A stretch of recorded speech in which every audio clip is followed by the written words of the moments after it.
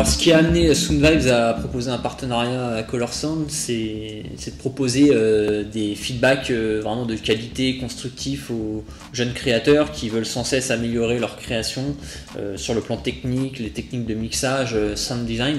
Donc on s'est dit qu'il n'y avait rien de tel que de proposer un deal comme ça avec un studio comme Color Sound qui est spécialisé dans ce domaine pour pouvoir proposer des feedbacks de très haute qualité auprès de la communauté Sound Vibes.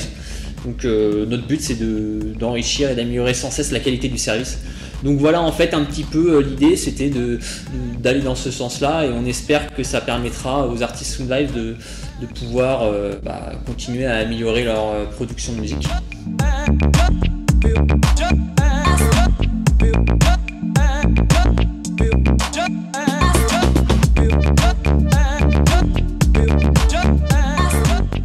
Pour les collaborations, elles sont assez conséquentes, donc ça fait très longtemps, ça fait un moment qu'on fait ça.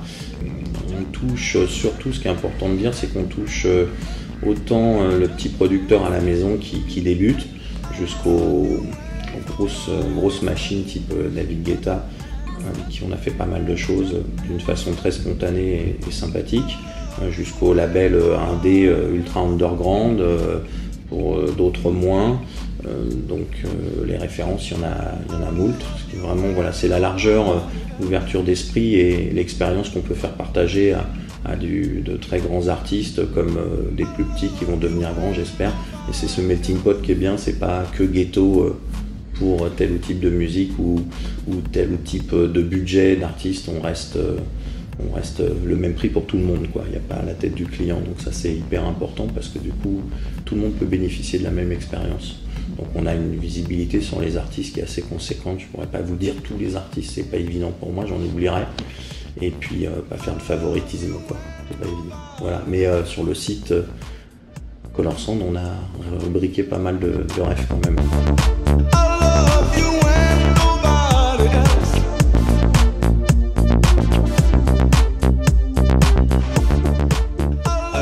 Concerne le déroulement du partenariat, donc ce qui va se passer, c'est que chaque mois nous allons sélectionner la meilleure création originale de Sound Vibes.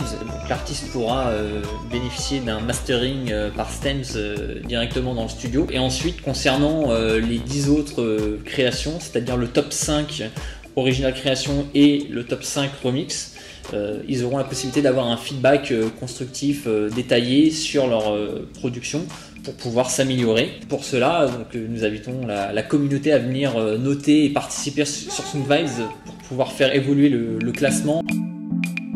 Venez nombreux pour pouvoir continuer à noter les musiques et désigner les gagnants du mois de mars pour ce partenariat Color Sound. Voilà.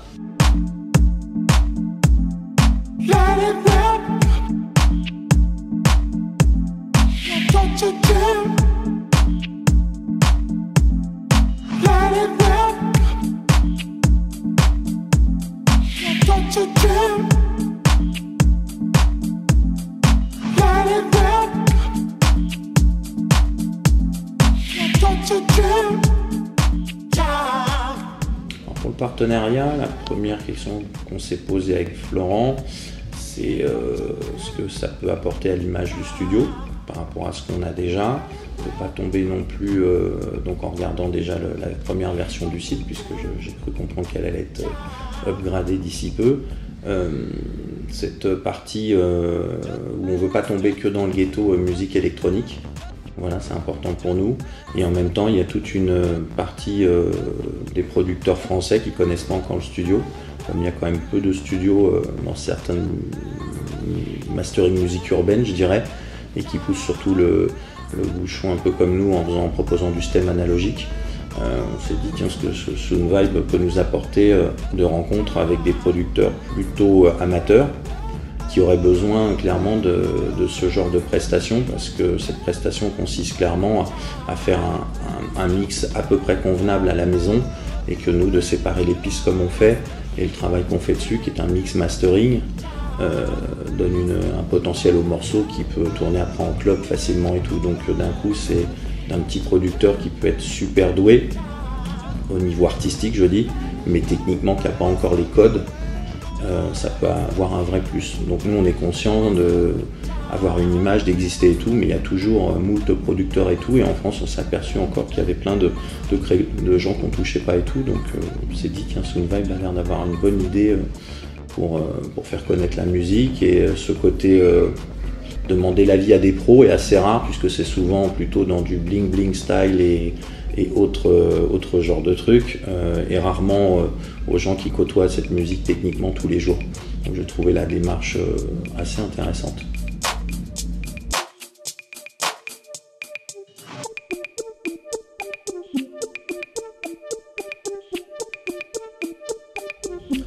Alors, les conseils, c'est la partie la plus difficile, la plus délicate. Nous, pour la partie conseil, elle est uniquement technique. On ne se permet pas de juger l'artistique. Pour les jeunes producteurs, ce qui est quand même la cible souvent de ce genre de partenariat, et les gens qui vont pouvoir faire connaître leur musique sur ce genre de site, que ce soit sur Soundvibe ou d'autres, toujours le bon choix des éléments. C'est pas évident à expliquer parce que je dis souvent que ça se compare à la cuisine, donc c'est toujours les bons éléments dès le départ, faire le bon marché, et après le mix, donc la réalisation du plat, on va dire, dépend des aliments, et il faut se dire, surtout pour un jeune, qu'il n'y a pas de magie, c'est-à-dire même le bon mixeur avec le bon masteriseur, peu importe si dès le départ c'est pas super, ça reste une règle d'or, on fera du cache-misère. Donc le cache-misère actuel, il est simple, c'est qu'on met très fort, donc il y a plus de 80% des clients qui nous demandent de mettre très fort, et on tombe souvent dans le... Comment dire, sans être péjoratif, c'est pas évident, c'est pas parce que c'est fort que c'est bien, tout au contraire, plus c'est fort, moins c'est bien. Donc ça, on n'arrête pas de le dire, et de faire écouter la différence aux jeunes comme aux plus expérimentés qui ne le savent pas encore. Donc on fait des démos ici, enfin on fait des démos, en tout cas on apprend aux gens, on fait écouter pour éduquer le mieux possible les gens vers la bonne voie de la musique, bien que les systèmes d'écoute à la maison sont super dégradés, les MP3 j'en passais des meilleurs, mais je pense que ça va s'améliorer tout ça. Donc le producteur qui arrive pour des conseils, souvent il peut être un petit peu choqué de toute cette masse d'informations et ce côté franc et direct qu'on a. Mais comme nous on a appris et que souvent on ne nous a pas conseillé, voire même on nous a arnaqué clairement dans des studios divers et variés, on se fait quand même un point d'honneur avec Florent de parler comme si c'était notre projet quasiment, quoi. Parce qu'on n'a pas eu la chance de rencontrer des gens qui ont été vraiment carrés avec nous, quoi. C'était plutôt pour encaisser, et nous ça nous arrive souvent de commencer un mastering, de ne pas pouvoir arriver jusqu'au bout parce que techniquement on explique que là on ne va pas pouvoir fournir un bon boulot. Soit la personne, le producteur, se dit c'est déjà très bien avec quoi je vais sortir et je vais m'améliorer parce que forcément au bout de 3 séances de mastering, il y a souvent un niveau qui monte, ou soit le producteur revient, on passe par des stems, des choses comme ça. Il y a toute une étape de recettes de cuisine, voilà. Mais c'est vraiment les éléments de départ qui sont primordiaux. On rattrape rien quasiment après. Tout ça après c'est comme les sauces fortes, le piment, l'ail et tout, c'est pour donner un parfum, mais le véritable goût des choses n'est pas là, quoi.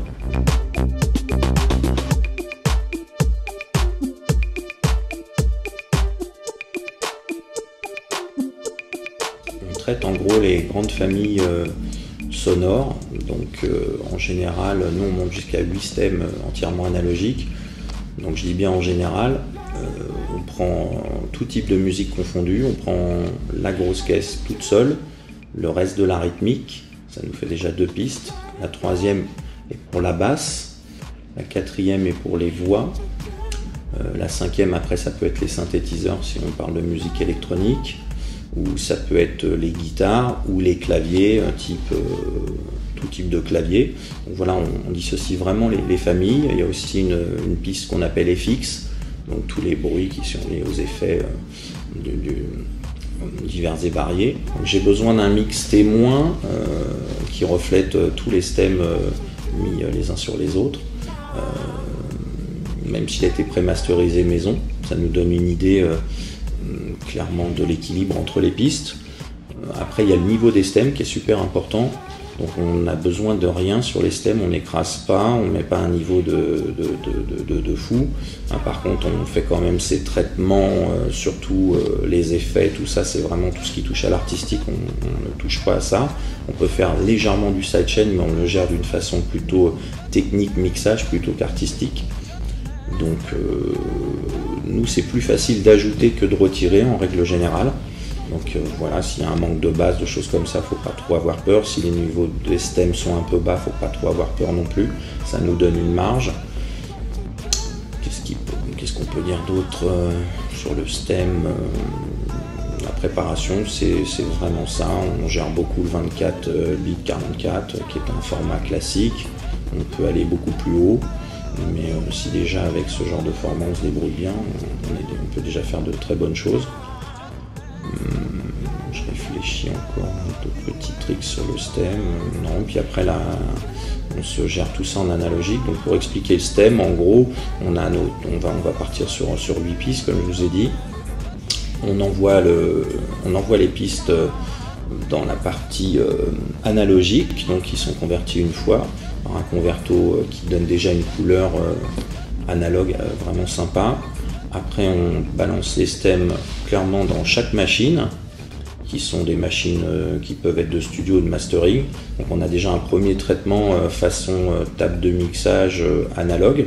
Et après, tout ce petit monde va dans un sommateur analogue, du coup, qui ne fait ni plus ni moins le boulot d'une table de mixage, donc une sommation analogique, qui est souvent la problématique des logiciels actuels. Et après, on a le process stéréo du mastering. Donc c'est comme si on avait un studio en entonnoir. Et on finit dans le mastering stéréo. Mais du coup, on contrôle complètement la chaîne, pas de A à Z, mais déjà d'une façon méthodique qui nous permet de régler les gros problèmes type kick bass, qui est le plus fréquent et le plus difficile à gérer à la maison.